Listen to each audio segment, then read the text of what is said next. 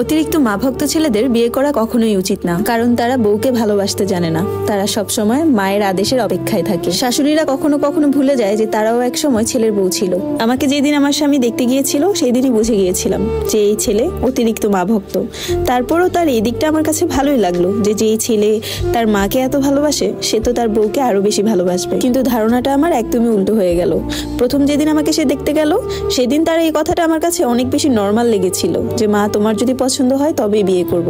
ভেবেছিলাম ছেলে হয়তো বা লজ্জায় কথাটা বলেছে, কিন্তু না, সে তো প্রথম থেকেই ওর মায়ের কথা ছাড়া এক লোকমা ভাতও খায় না। মধ্যবিত্ত পরিবারের মেয়ে আমি, আমার পরিবার থেকে তেমন কিছুই আমার স্বামীর বাড়িতে দেওয়া সম্ভব ছিল না, এবং তাদের আবদারও বেশি কিছু ছিল না। তাদের আবদার ছিল তাদের পরিবারের প্রত্যেকটা মানুষকে কাপড় চোপড় দিতে হবে এবং ঘর ভর্তি খাবার দিতে হবে, কোনো খাবারের কমতি থাকা যাবে না। মানে হচ্ছে বিয়ের সময় যে বরযাত্রীকে খাওয়ানো হবে সেই খাবার না, শ্বশুর বাড়িতে আলাদাভাবে রান্না করে বাবুর্চি দিয়ে খাবার পাঠাতে হবে। সেখানে নানান ধরনের পিঠা, নানান ধরনের মিষ্টি এবং নানান ধরনের খাবার দাবার যেন থাকে। এদের নাকি নিয়ম আছে বউয়ের বাড়ির খাবার পুরো 14 গোষ্ঠীকে বিলানোর। যাই হোক, আমার মধ্যবিত্ত বাবা মেনে নিল কথাটা।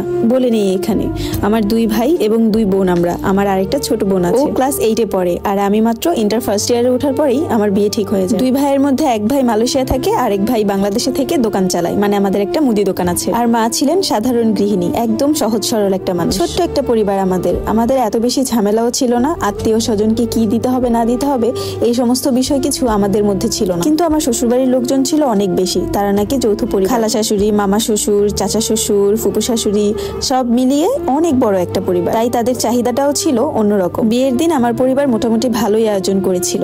বিয়ে শাদিতে যেই ধরনের খাবার দাবার থাকে সবই ছিল আমার বিয়েতে। এবং আমার শ্বশুর বাড়ি থেকে প্রায় 350 মানুষের মতো যায়, আর আমাদের আত্মীয় স্বজন তো ছিল। রাতে যখন আমাকে তাদের বাড়িতে নিয়ে আসে তখন থেকেই দেখি আমার শাশুড়ি কেমন জানি একটু চুপচাপ রয়েছে।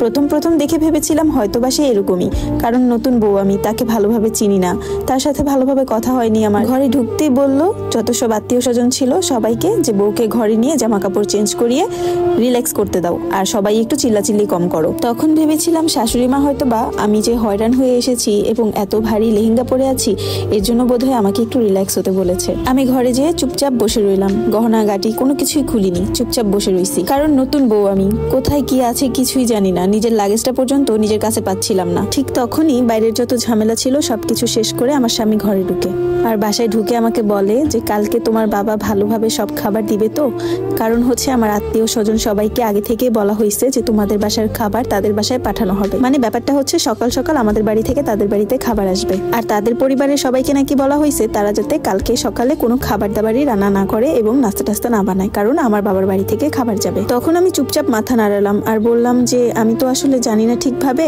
তবে বাবার কাছ থেকে শুনেছি যে ভালোভাবেই খাবার পাঠাবে। কথাটা মুখে ঠিকই বলেছিলাম, কিন্তু মনে মনে খুব খারাপ লাগছিল যে বিয়ের দিনই আমাকে এভাবে প্রশ্ন করলো আমার বাবার বাড়ি থেকে কি খাবার আসবে এবং কখন আসবে আর ভালোভাবে আসবে কিনা। ব্যাপারটা একটু দৃষ্টিকটু লাগলো আমার কাছে। যাই হোক, পরের দিন সকালবেলা খাবার আসতে একটু লেট হয়েছে, মানে যেই খাবার 8টা বাজে আসার কথা সেই খাবার 10টা বাজে এসেছে। কিন্তু আমার শাশুড়ির মুখের দিকে তাকানো যাচ্ছিল না। বারবার খালা শাশুড়িরা মিলে বলাবলি করছিল যেটা কেমন ধরনের শ্বশুর বাড়ি চয়েস করছো তুমি আপা ছেলের জন্য, যেখানে নাকি টাইমই মেনটেন করতে পারে না। কথাগুলো আমি নতুন বউ হিসাবে সোফায় বসে বসে শুনছিলাম। খুব খারাপ লাগছিল বিষয়গুলো, আর মনে মনে বলছিলাম আমার বাবা কখন খাবারগুলো পাঠাবে। আমার বাবা তো আসে নাই, ওই যে আমার